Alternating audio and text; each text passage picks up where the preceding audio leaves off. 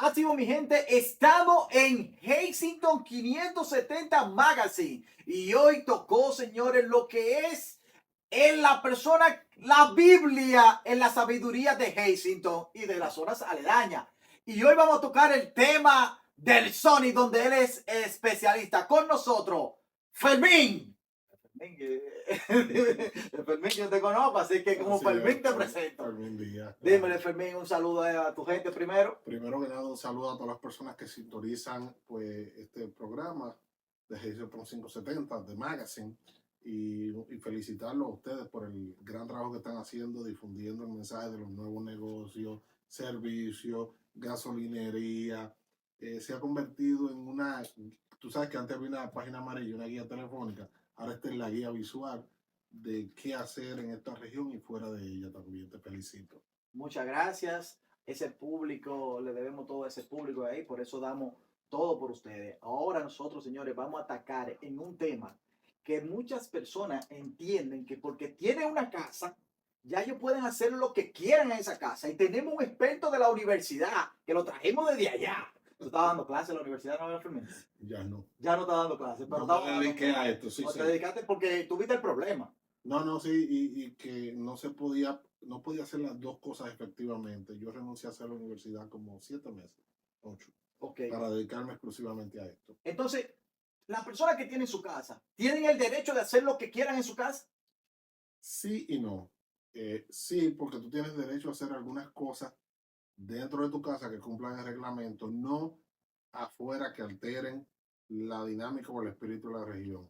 El zoning o lo que es el ordenamiento territorial, como lo conocemos en mi país, República Dominicana, pretende establecer segmentos de la ciudad, eh, o sea, dividir la ciudad en segmentos para ver qué se puede hacer en cada lado. Por ejemplo, tú tienes una región industrial donde puedes tener factorías, tienes una región donde puedes tener hospitales y parques. La filosofía que hay detrás de eso es que no te pongan al lado de un daycare eh, una factoría. O sea, que haya consonancia con lo que está en el entorno. Entonces, sí tú puedes hacer muchas cosas en tu casa, pero no todo lo que quieres porque hay un código de ordenamiento territorial que establece cómo deben manejarse las cosas. Ahora, yo te pregunto a ti, comprate un local. Pues entonces yo no puedo hacer lo que me dé mi gana en mi local. No puede. No puedo poner el negocio que me dé la gana. No, de hecho el zoning te establece bien claro qué tipo de negocios se pueden poner en cada región. Por ejemplo, los clubes nocturnos de strip club no están permitidos. Por ejemplo, en la ciudad de Jesús, sin embargo, en Wilkes-Barre, ellos tenían uno allá.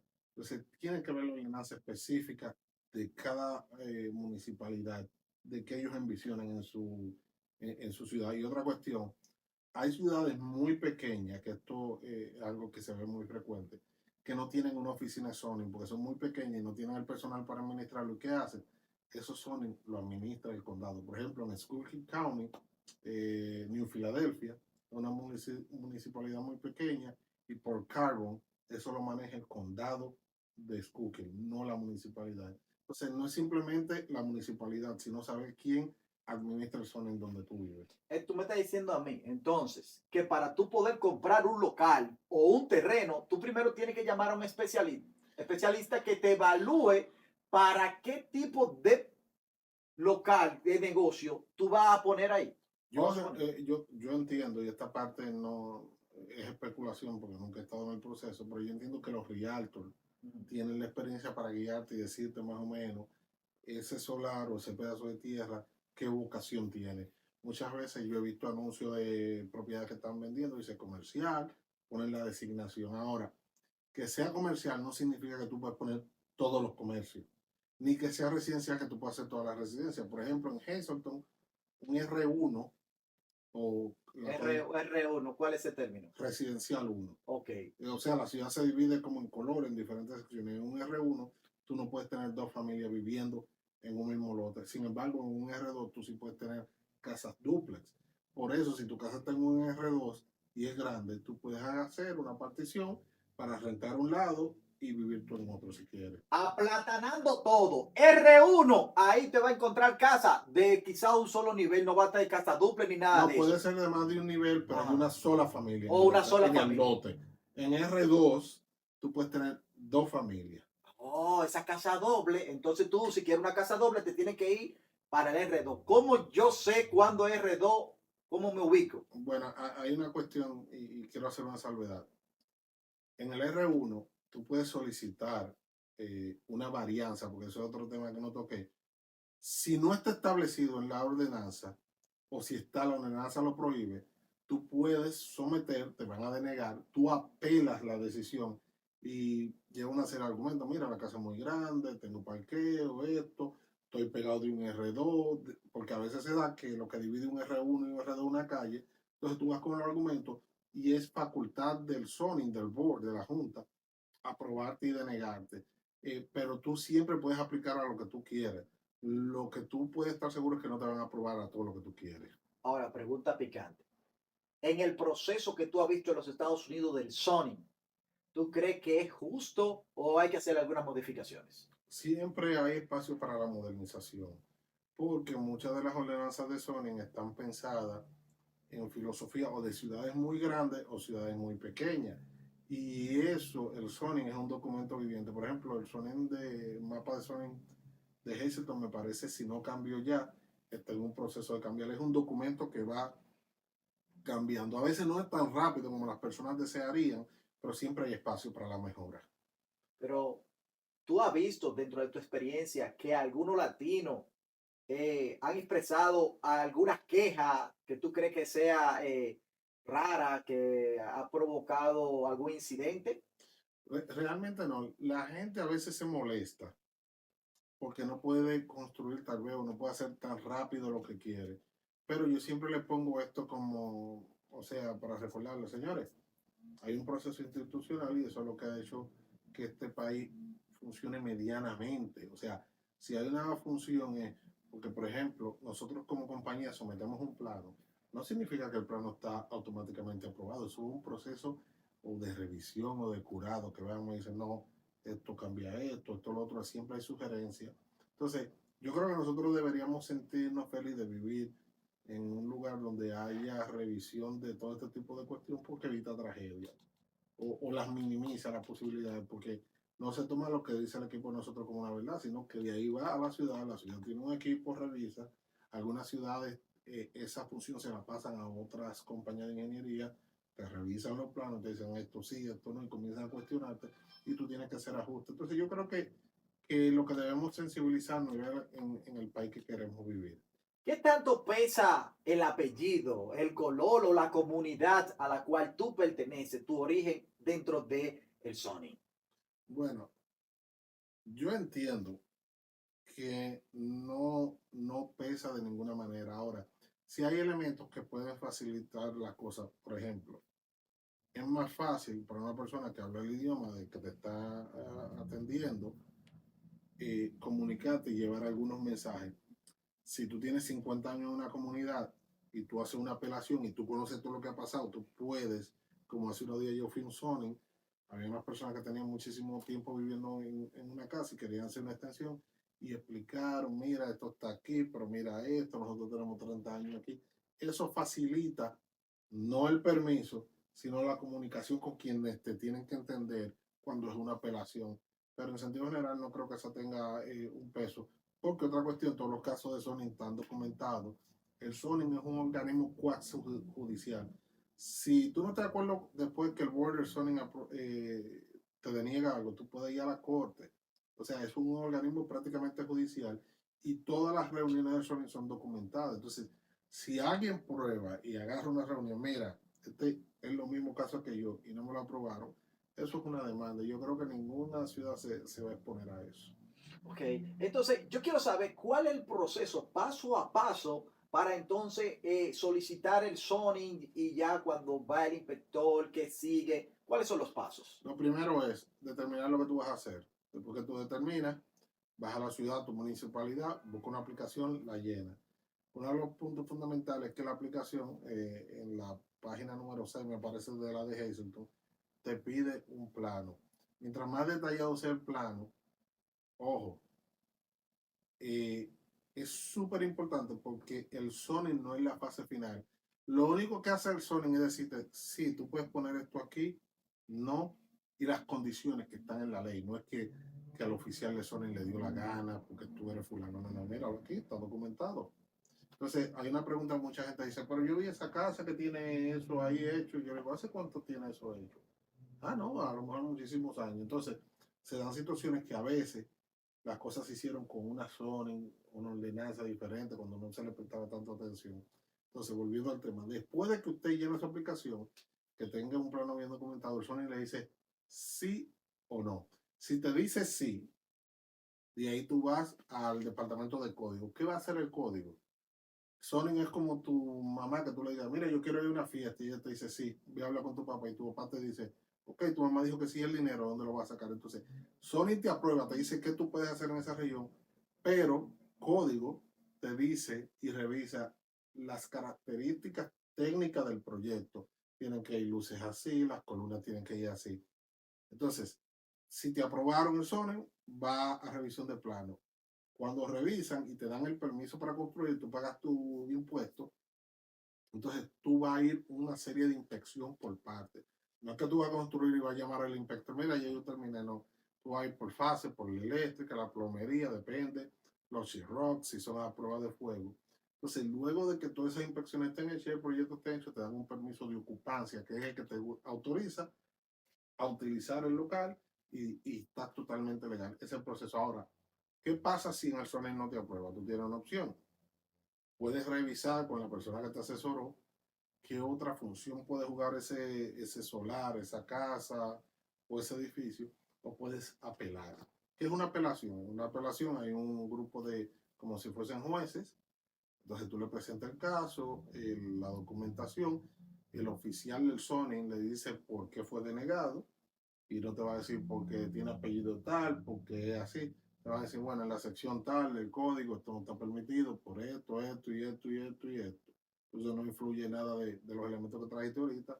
Entonces se agarra en ese momento y ahí tú presentas tu caso. Yo he visto muchísimos en hispano, precisamente en daycare, he visto muchos que no cumplen con el zoning, lo deniegan y en apelación son aprobados. Entonces eso desmonta la idea de que uno sí y que otro no. Ahora, en todos los procesos pueden haber errores, porque somos humanos, o sea, no vamos a eso, pero es un proceso transparente, hay reuniones, usted puede pedir las transcripciones de los casos y leerlo como lo hago yo generalmente cuando no asisto, pero eso está ahí y eso es transparente. Esos son los dos caminos, si te aprueban y si no. Ahora vamos con esta preguntita. Si usted fuera el jefe del Sony hoy, ¿qué cambiaría para mañana para hacerle la vida más fácil a los residentes y ciudadanos de este pueblo?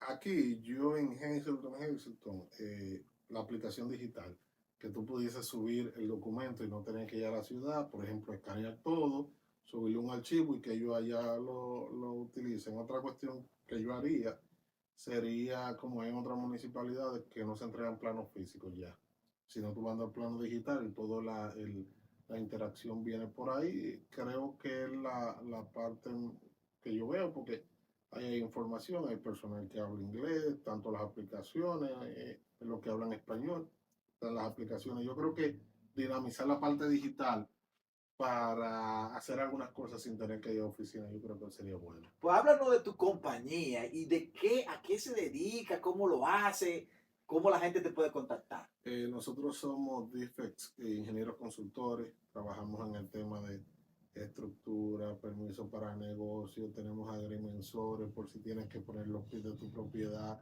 si tienes que hacer una reverse subdivision, una subdivisión inversa, que hay dos lotes y tú lo quieres convertir en uno, si tienes un lote y lo quieres convertir en dos. Básicamente trabajamos la mayoría o casi todos los aspectos de ingeniería civil y agrimensura, y nos especializamos, como comenté, en esa parte, pero le damos muy duro a la parte de las estructuras y de los negocios, de ayudar a abrir negocios, explicarle.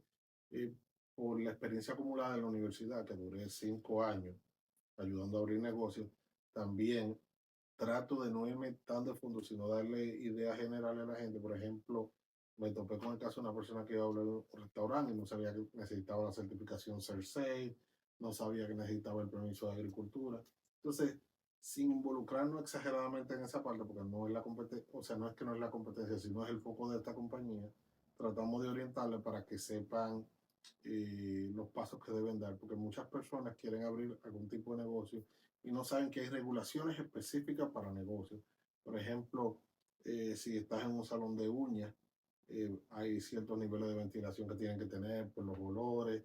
Si estás en un restaurante, la ley federal de manejo de alimentos, el departamento de agricultura.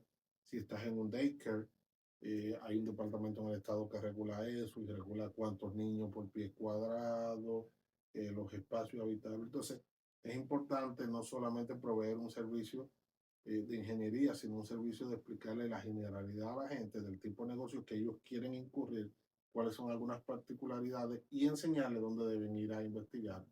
Estamos aquí en West Hazleton y el teléfono es 570-485-2270. Sí, pero no te me va tan rápido. Jaja, te tengo esta. Los basement, que la gente lo prepara y la cosa así. Dime, ¿qué es lo que está pasando? Que escucho mucho debate en el City Hall. El último que escuché fue que tuvieron que hasta derrumbar unas cuantas paredes. ¿Qué es lo que está pasando con la gente que quiere convertir una casita en 20,000 apartamentos? No es una, o sea, no es un secreto para nadie que por el crecimiento de la cantidad de trabajos en Hazleton ha venido mucha gente y ha conglomerado y la gente trata de aprovechar todos los espacios de la casa para rentar o para vivir, o más bien para rentar, diría yo. Pero esto tiene un costo de seguridad. Los basement no están de por sí diseñados para ser espacio habitable, salvo que se adecúen, tengan sus salidas, hay una protección a prueba de fuego entre una unidad y otra, porque vamos a decir que una persona vive en el basement, si hay un fuego, ¿cómo tú aseguras que ese fuego no pase al siguiente nivel? Entonces tienen que haber condiciones establecidas que la establece el zoning y la ordenanza de la ciudad de Hazleton y de toda la ciudad de cómo manejar ese caso. Y yo lo único que le digo a las personas, sí es cierto, es tu Bayman, pero piensa en la seguridad.